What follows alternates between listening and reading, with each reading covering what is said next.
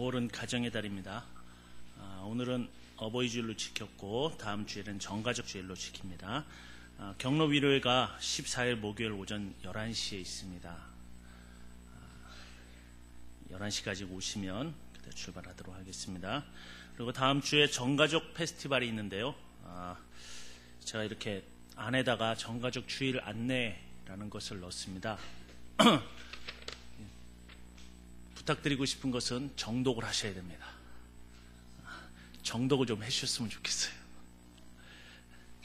이렇게 가전제품을 사면 안에 있는 매뉴얼을 정독을 안 하고 고장났다고 전화 거시는 분들이 꼭 있으시더라고요. 정독을 하십시오. 자, 간단하게 얘기하면 그렇습니다. 11시 예배는 모든 부서가 함께 드리는 예배로 드릴 겁니다. 그게 일부예요. 그러니까 주일날 일부 예배가 아니라 2부 예배 드리는 것이 전체 그날의 일부라는 얘기예요. 예, 아시겠죠? 일부 예배 나오시면 안 됩니다. 9시 예배 나오시면 안 되고 11시 예배에 나오셔서 함께 예배 드리는 모임입니다. 그 예배가 끝나면 12시부터 식사가 준비되어 있지 않습니다. 식당에 식사가 준비되어 있지 않고 그날은 이제 미리 이번 주 아마 회장단으로부터 쿠폰을 사신 분들도 있을 텐데 그 쿠폰을 가지고 가셔서 식당에 가보면 이제 두 개 한나회와 루디아회가 한쪽은 분식집을 한쪽은 이제 국수집을 차려놓고 있을 겁니다. 마음에 드시는 쪽을 드십시오. 오늘 파는 5,000원짜리 쿠폰은 이렇게 두 개 양쪽에 네모난 게 1번, 2번이 있을 거예요. 그래서 한쪽을 찍으시면 됩니다. 이렇게 찍어줄 거예요. 그러면 하나를 더 사용할 수 있습니다.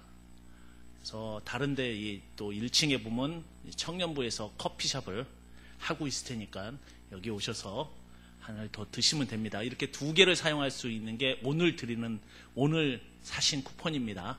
근데 다음 주에 사신다. 다음 주에는 무조건 3,000원에 하나만 사용할 수 있는 쿠폰을 드립니다. 아시겠죠? 자, 그리고 다음 주에는 그런데 이제 쿠폰이 내가 없다. 살 수 없다. 걱정하지 마십시오. 게임이 6개가 준비되어 있습니다. 그 게임에 참석하시면 무조건 도장을 한 장 찍어 드립니다. 참석하시면. 그리고 이제 게임을 하셔가지고 일정한 수치가 되면 도장을 하나 더 찍어드립니다. 5개를 다 찍으시면 사무실로 오시면 그걸 쿠폰과 교환해드립니다. 그럼 그 쿠폰을 가지고 가셔서 커피를 드셔도 되고 분식점에 가서 아무거나 드셔도 되고 또 국수를 드셔도 됩니다. 쉽죠? 예, 굉장히 쉽습니다. 여기에 보면 이제 지층에서부터 5층까지 뭐가 있나를 안내를 쭉 해놨습니다. 그래서 여러분이 가시고 싶은 곳에 가시면 됩니다. 알 수 없는 글씨로 돼 있다. 이런 거. 나를 이겨라. 머리 헛게 허리. 이런 건 다 게임입니다. 알 수 없는 건 다 게임이고, 카페, 분식점, 국수집, 이런 건 다 이제 먹는 데라고 생각하시면 됩니다. 여러분이 오늘만 5,000원짜리를 팝니다. 오늘만. 다음 주에는 없습니다. 무조건 3,000원에 사셔야 됩니다. 그리고 미리 이렇게 쿠폰을 하는 이유는 이게 또 다 돈이 들어가잖아요. 그죠? 그래서 그걸로 다 운영이 됩니다. 다 운영이 되니까 우리가 전체가 다 우리 한금정교회 한 가족이라는 의미로 한가족 주일 이렇게 페스티벌을 하는 거니까 모두 다 참석해 주시고 같이 게임도 해주시고 같이 웃으시고 또 여유가 되신다면 내가 게임 하나 더 해서 다른 사람 사주기도 하시고 그러시면 됩니다. 그리고 가족 및 기관 찬양대회가 그날 또 3부로 준비되어 있습니다. 바울회가 준비를 하고 있는데요. 아직도 신청을 안 하신 가정들은 빨리 신청을 해주시기 바랍니다. 이번 주에 선물을 산다고 합니다. 기관은 다 참석을 하셔야 되고 가정별로 좀 참석을 해주시기 바랍니다. 이번 주 수요전들은 10시 30분에 있고요. 수요기도회는 1시 30분에 있습니다. 그 목장리도 모임 수요 예배 후에 있고요. 성경통신학교 19에 가져가시고 18일 내주시기 바랍니다. 이번 주 교회 청소는 10일 목장에서 봉사해 주겠습니다. 금요 심야 기도회 에스더 여전도에서 준비해 주시고요. 그리고 원래가 다음 주에는 없습니다. 한 주 미뤄집니다. 원래 다음 주 해야 될 원래가 한 주 미뤄지니까 그렇게 생각하시고요. 교회를 위한 기도, 또 환우들을 위해서, 해외 유학 가 있는 가정을 위해서, 군복무 형제들을 위해서, 나라 민족을 위해서 계속 기도해 주시기 바랍니다. 할렐루야. 먼저 우리 서로 좀 인사하고 말씀을 보도록 하겠습니다. 앞뒤 좌우로 고백하며 인사합시다. 사랑합니다.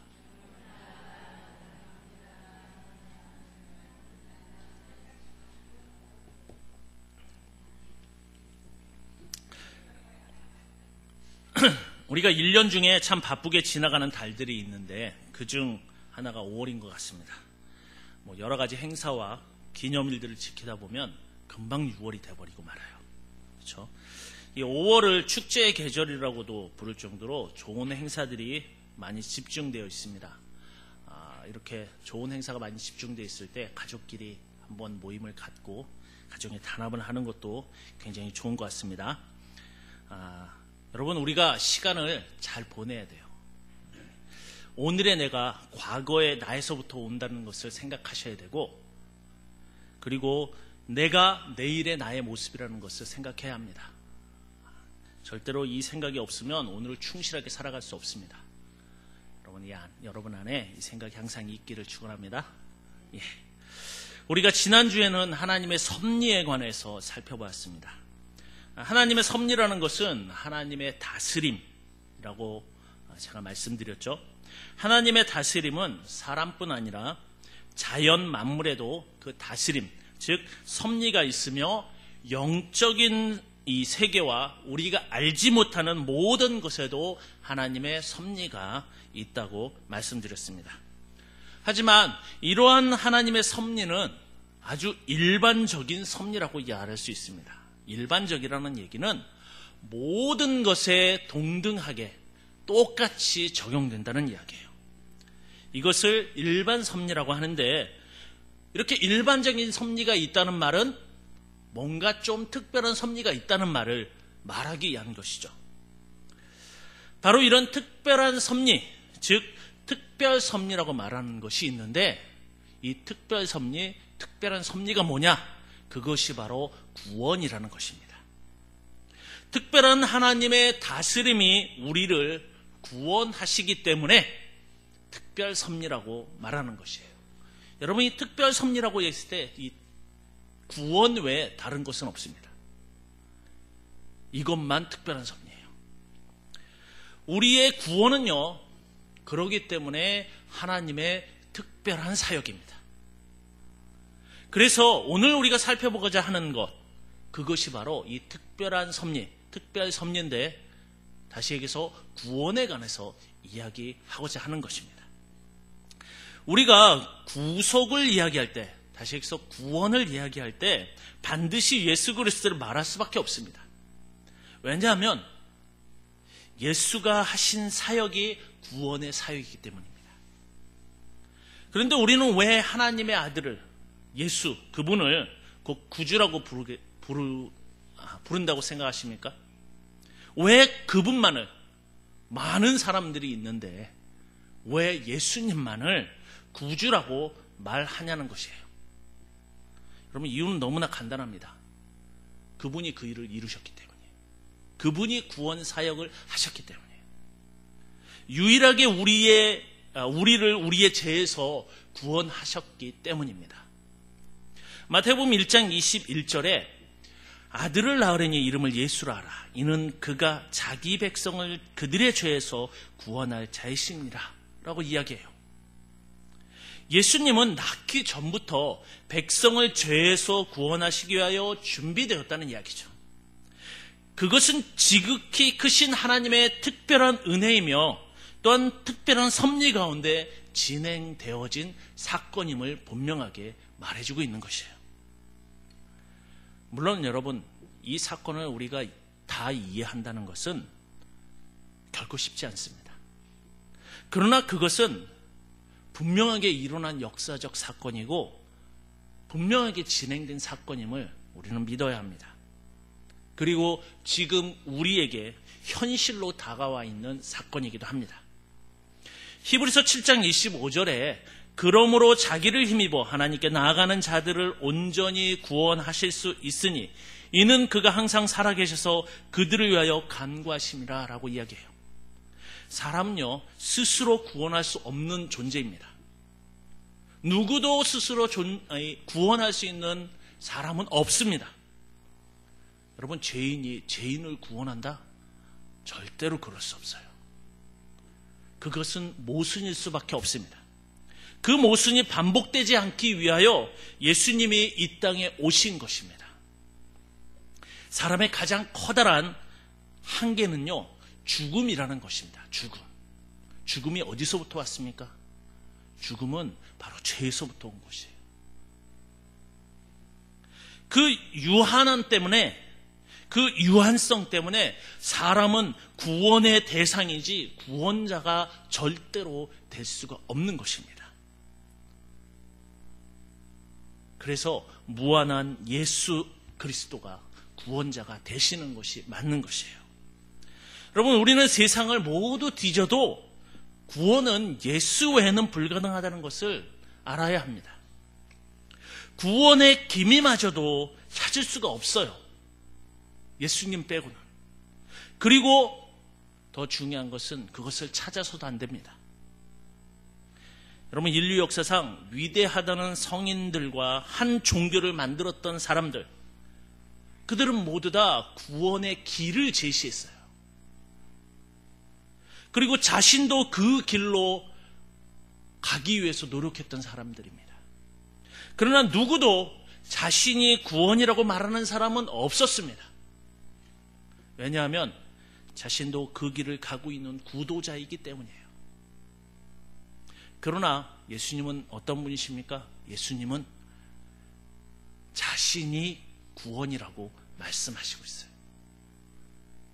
구원의 길을 제시하고 그 길을 안내하는 소개자가 아니라 자신이 그 구원의 문이고 그 구원의 길이라고 말씀하시고 있다는 것이에요. 여러분, 이것이 구원을 말하는 모든 종교와 다른 기독교예요. 기독교가 가장 커다란 차이라고 말할 수 있는 것이에요. 이사야서 43장 11절에 나 곧 나는 여호와라 나 외에 구원자가 없느니라 라고 말씀하셔요. 구원자와 구원 안내자는 확연히 다릅니다. 석가도 마호멧도 자신을 구원 안내자라고 소개하지 자신이 구원자라고 말하지 않았어요. 그렇기 때문에 자신을 길이라고 말하는 분은 오직 예수 그리스도 뿐이에요. 사도행전 4장 11절과 12절에도 이 예수는 너희 건축자들의 버린 돌로서 집 모퉁이의 머릿돌이 되었느니라. 다른 이로서는 구원을 받을 수 없나니 천하 사람 중에 구원을 받을 만한 다른 이름을 우리에게 주신 일이 없음이라 라고 말씀하셔요. 여러분, 많은 비그리스도인들은 기독교를요 외골스라고 말합니다. 그리고 자신들만 구원이 있다고 고집한다고 비난해요. 우리를 이기적이라고 말합니다. 왜 니들한테만 구원이 있냐고. 여러분, 이것은 이기심이나 외골수가 아닙니다.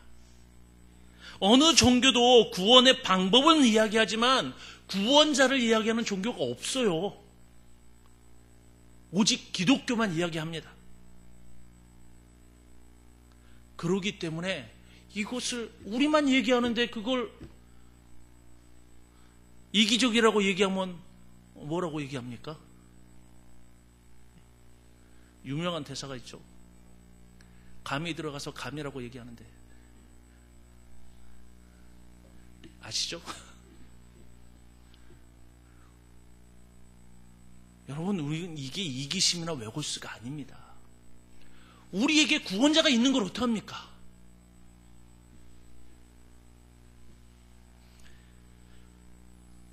여러분, 오직 기독교만이 구원의 원천을 말하고 있어요. 어느 종교도 구원의 방법을 이야기하지 구원 자체를 말하지 않기 때문이에요. 그들이 말하는 구원의 방법은 구원받는 자의 삶일 뿐입니다. 그건 수단이나 방법이 뿐이지 구원의 방법에만 매달려 있는 것이지 구원을 말하는 것이 아니에요. 구원일 수 없다는 것입니다. 디모데전서 2장 5절에 하나님은 한 분이시요 또 하나님과 사람 사이의 중보자도 한 분이시니 곧 사람이신 그리스도 예수라 라고 분명하게 이야기합니다. 요한일서 5장 11절 12절 오늘 우리가 읽었던 본문 또 증거는 이것이니 하나님이 우리에게 영생을 주신 것과 이 생명이 그의 아들 안에 있는 그것이니라. 아들이 있는 자에게는 생명이 있고 하나님의 아들이 없는 자에게는 생명이 없느니라. 여러분 이 말이 너무너무 중요한 말이에요. 여러분 이렇게 분명하게 말하는 종교는 없습니다. 여러분 제가 종교를 얘기하는 거지 이단들을 말하는 게 아니에요. 이단들은 강력하게 얘기합니다. 구원자가 있다고. 누굽니까? 나. 그죠? 자신이 살아있는 예수라고 또는 재림한 예수라고 말을 합니다. 이단들이에요. 그리고는 그렇게 얘기했던 사람 중에 죽어서 다시 온 사람이 없어요. 안 죽은 사람이 없어요. 더 재밌는 것은 구원자를 세습합니다.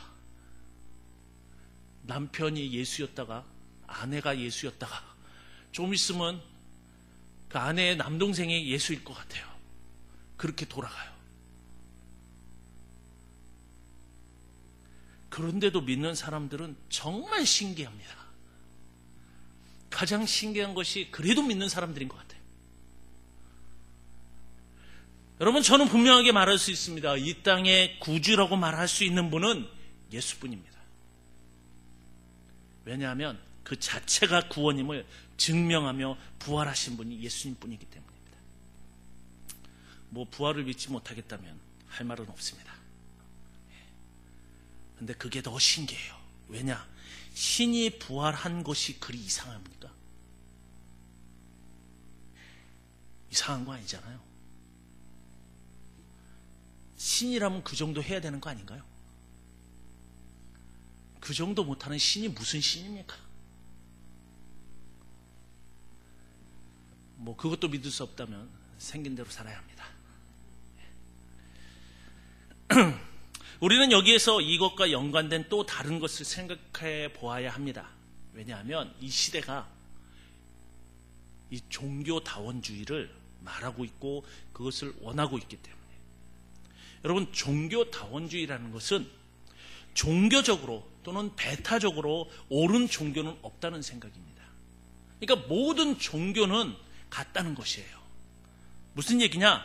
어떤 종교를 믿어도 결국은 구원은 하나라는 것입니다. 구원은 동일하다는 것이에요. 어디로 가든 산으로만 가면 된다는 말이 있죠. 이거 굉장히 위험한 말입니다. 이 종교다원주의의 생각이 그런 것이에요. 꼭 예수가 아니래도 결국은 구원에 이를 수 있다는 것이에요. 어느 종교를 믿어도 정상은 같다는 이야기입니다. 그것이 종교다원주의라는 것이에요. 그렇다면 자신의 구원과 복을 소위 성인에게서 혹은 자기 자신이나 다른 데서 찾는 사람들도 유일한 구주이신 예수를 믿는 것이라고 말할 수 있다는 이야기예요.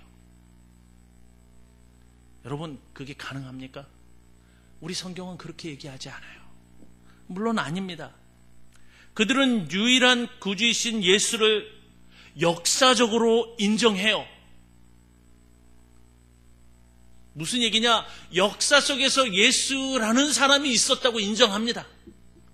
그런데 그 예수가 구원자라고 인정하지 않아요. 구원을 말했던 한 안내자로 이야기한다는 사실이에요. 그것이 그들과 우리의 차이예요. 그들이 생각하는 것은 구주는 다양하다는 것입니다. 그것이 그들의 주장이에요. 여러분, 가장 위험한 것이 구원의 안내자들을 말하는 것보다 더 위험한 것이 나 스스로 구원받을 수 있다고 말하는 것이에요. 그렇게 말하는 가장 이 강력한 그 세력이 인도에서 건너온 많은 요가들입니다. 물론 여 안에 요가를 하시는 분들도 있을 거예요. 그 명상이라는 게 있죠. 그 요가 하시는 분들은 반드시 그걸 합니다. 명상이라는 거. 이 명상의 이 주제가 뭐냐? 내 안에 있는 신을 깨우는 겁니다.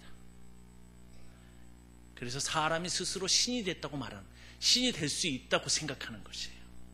그래서 깊은 명상에 빠지면 그럴 수 있다고 말하는 것이 그들의, 인도 쪽에 있는 종교들의 생각입니다.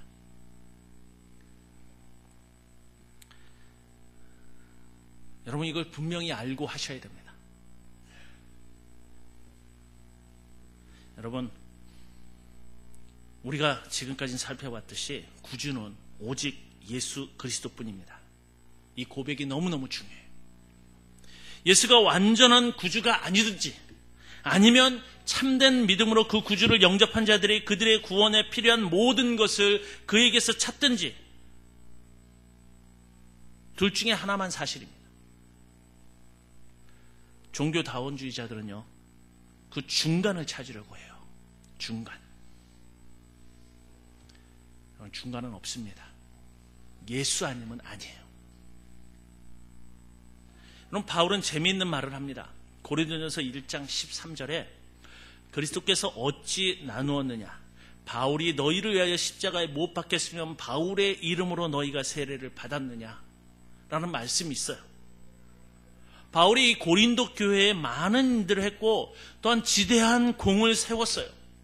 그런데 바울이 떠난 다음에 이 교회의 분열들이 일어났어요. 그리고 나는 바울이 가르치기 때문에 바울파다. 나는 아니다. 나는 베드로를 잘 알고 있기 때문에 베드로파다. 나는 저도 이도 아니다. 예수가 더 중요한 난 예수파다. 이런 식으로 막 나누어졌어요. 그들을 향해서 바울이 이야기하는 거예요. 바울은 그들을 위해서 십자가에 못 박힌 구주가 아니라는 것을 분명히 이야기하는 것이에요. 구주는 오직 예수 그리스도라고 지금 바울이 말을 하고 있는 것입니다. 고린도서 1장 30절에서 31절에 너희는 하나님으로부터 나서 그리스도 예수 안에 있고 예수는 하나님으로부터 나와서 우리에게 지혜와 의로움과 거룩함과 구원함이 되셨으니 기록된 바 자랑하는 자는 주 안에서 자랑하라 함과 같게 하려 함이라 라고 고백합니다. 우리의 구원은요, 오직 예수 그리스도 우리의 구주만 가능한 것입니다. 세상은 이것을 보고 우리에게 독단이라고 말을 해요. 그리고 보편적으로 말하라고 많이 요구합니다. 보편이 무엇입니까? 보편은 예수만 구원이라는 것을 말하지 말라는 것이에요. 그리고 자신들과 함께 하자고 이야기해요. 여러분, 인터넷상에서 우리 기독교를 개독교라고 말하는 사람들이 있어요.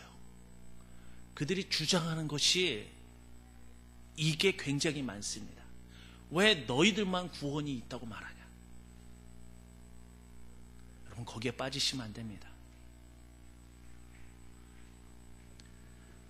여러분, 이것은 독단도 우리의 우월주의도 아닙니다.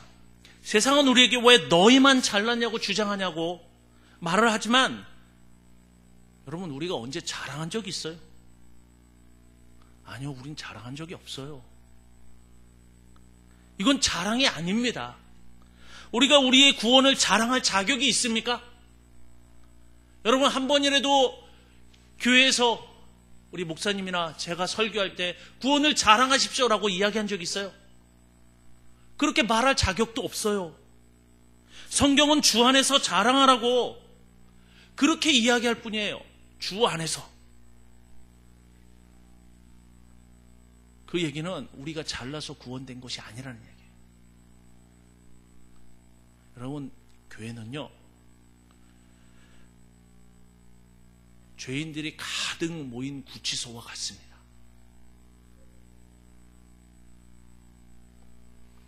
우리가 잘나서 구원된 것이 아니기 때문입니다. 성경은 갈라디아서 5장 4절에 율법 안에서 의롭다 함을 얻으려 하는 너희는 그리스도에게서 끊어지고 은혜에서 떨어진 자로다라고 얘기해요. 자랑은 결국 나의 의를 드러내려고 하는 것입니다. 그것은 나의 의가 나를 구원하였다고 말하는 것과 같은 것이에요. 그러나 그것은, 여러분, 구원은 언제나 그리스도의 은혜임을 기억하셔야 됩니다. 그 은혜가 아니고는 말할 수 있는 것이 없어요. 우리는 그 구원의 원리를 받아들이고 나를 복종시켜서 자랑하지 못하게 해야만 하는 것입니다. 이사야서 9장 7절에 그 정사와 평강에 더함에 무궁하며 또 다윗의 왕자와 그의 나라에 군림하여 그 나라를 굳게 세우고 지금 이후로 영원히 정의와 공의로 그것을 보존하실 것이라. 만군의 여호와의 열심히 이를 이루시리라. 누구의 열심이요? 만군의 여호와의 열심이에요. 결국 구원이요, 하나님의 열심입니다. 하나님의 열심히 이룬 작품이에요. 하나님이 계획하시고 실행하시고 우리는 결과만 따먹는 거예요. 그렇기 때문에 공짜인 것이에요. 그런데 그 공짜가 나에게 올 때까지의 모든 것도 나의 것이라고 하나님이 말씀해 주시는 것입니다. 이러한 작품을 이루신 분이 누구입니까? 구주 예수 그리스도예요. 무엇으로? 핏값으로.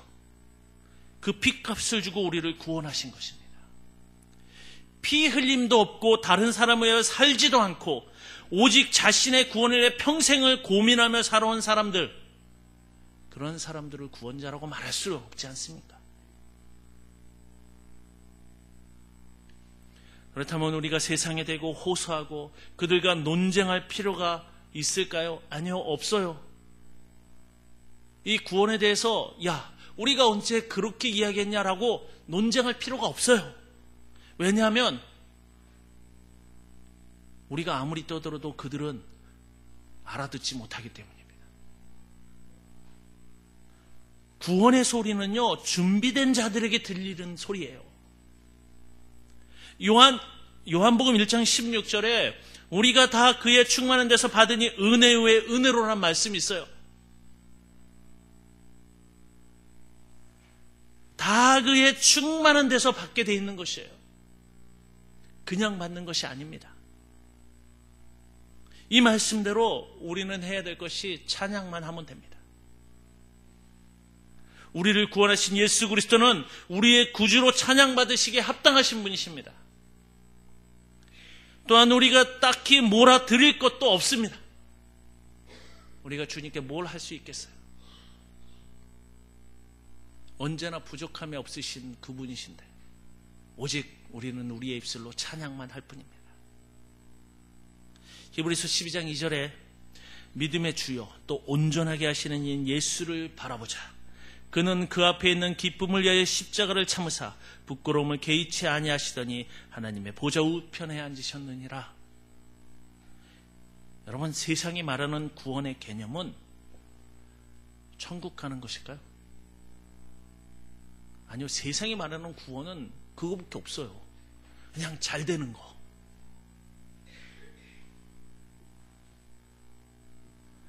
그러면 기독교가 말하는 구원은요, 그런 것이 아닙니다. 기독교가 말하는 구원은 대가요, 대가. 어떤 대가입니까? 피의 대가. 그것이 우리 기독교의 구원의 개념입니다. 여러분, 어느 종교도 그렇게 말하는 종교가 없습니다. 이 놀라운 진리를 감추고 다른 종교도 같다고 말하는 이 종교다원주의, 어떻게 보면 그들은 결국 우리 기독교의 적이라고 말할 수 있어요. 근데 여러분, 그 뿌리를 찾아가면, 이 종교다원주의의 뿌리를 찾아가면 그 뿌리에는 이상하게도요, 천주교가 있어요.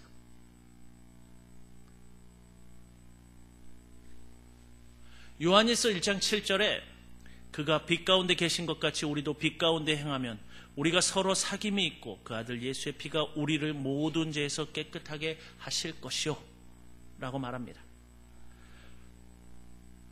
여러분, 이 말 외에 무엇이 더 필요합니까? 예수의 피가 우리를 죄에서 깨끗하게 하셨습니다. 기독교의 구원은 피의 구원이에요. 조금은 섬뜩한 말이지만 기독교는 피의 종교입니다. 피의 생명이 있으며 구원이 있다고 말하는 종교예요. 여러분, 이 예수가 여러분에게 누구입니까? 종교다원주의가 말하는 타 종교의 구원의 인도자입니까? 아니면 구원 그 자체입니까? 예수가 길 안내자였다면 저는 벌써 기독교를 떠났습니다. 그러나 예수는 구원이에요. 다른 구원이 없기에 유일한 길입니다. 즉, 어웨이가 아니라 더웨이예요.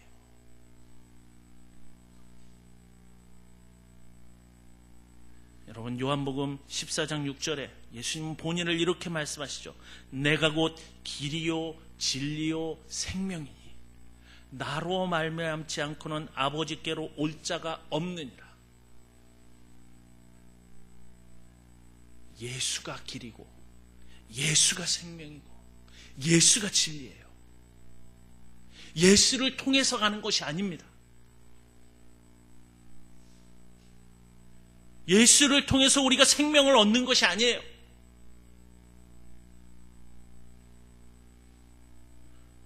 이것에 관한 분명한 고백이 없으면 신앙생활이 힘들어질 수밖에 없어요. 우리의 이 고백이 우리를 살리는 힘입니다. 능력이라는 사실이에요. 우리가 세상 살아가는 것에 힘들어지는 이유는 여러분, 이 고백이 자꾸 약해지기 때문입니다. 이 고백의 원천인 예수 그리스도가 내 안에서 희미해지기 때문이에요. 신앙이란 항상 여러분 정상적으로 상승 곡선을 긋는 그런 삶이 아니에요. 우리는 언제든지 오르락 내리락 할 수 있습니다. 정체되기도 하며 가끔은 낮아지기도 합니다. 그러나 우리가 그리스도 안에 있는 하나님의 자녀이기 때문에 하나님의 섭리에 의해서 나락으로 떨어지지는 않아요. 우리는 내가 침체되고 힘들어질 때마다 우리의 기준에 대해서 다시 생각해야 합니다. 다시 세워야 할 필요가 있어요. 우리는 사람이기 때문에 언제나 동일한 마음으로 살아갈 수는 없습니다. 지치기도 하고 힘들어지기도 하고 정말 용서가 되지 않는 사람이 있을 수도 있어요. 어떤 경우는 용서가 되기도 하는데 어떤 경우는 용서가 안 되는 경우도 있어요. 그것은 우리가 사람이기 때문입니다. 여러분, 그것은 내 안에 예수가 없기 때문이 아니에요. 예수가 내 안에 약해지기 때문도 아닙니다. 내가 예수를 못 믿기 때문도 아니에요. 우리의 신앙이 흔들리는 이유는 그것이 아닙니다. 그것은 내 고백이 희미해지기 때문이에요. 여러분, 오직 예수로 살아갈 수 있다는 고백, 예수가 이 땅의 가장 강력한 힘이라는 고백, 예수가 내 삶을 변화시킬 수 있다는 고백, 예수가 내 아이를 변화시킬 수 있다는 고백, 예수를 믿으면 잠시 손해보는 것처럼 보이지만 반드시 승리하려는 그 고백, 세상이 나를 왕따시켜도 예수만 있다면 만족한다는 고백, 내가 죽어도 예수가 드러난다면 나는 기쁠 수 있다는 그런 고백, 그것이 있다면 분명한 예수 그리스도를 붙잡고 살아가는 것이라고 말할 수 있을 것이에요. 여러분, 그러나 그건 결코 쉬운 고백이 아님은 또한 우리가 알지 않습니까?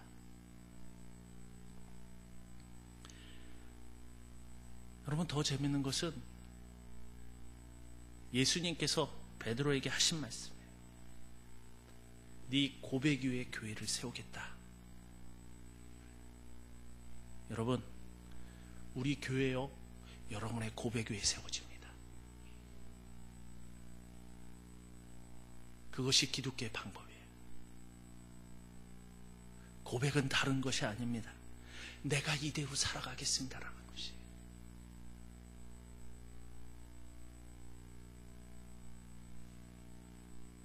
흔들리지 않는 반석 위에 주님의 교회를 세우시는 여러분의 고백이 있길 축원합니다. 그리고 그 고백을 통하여 구원에 동참하는 여러분이 되시길 또한 축원합니다. 기도하도록 하겠습니다.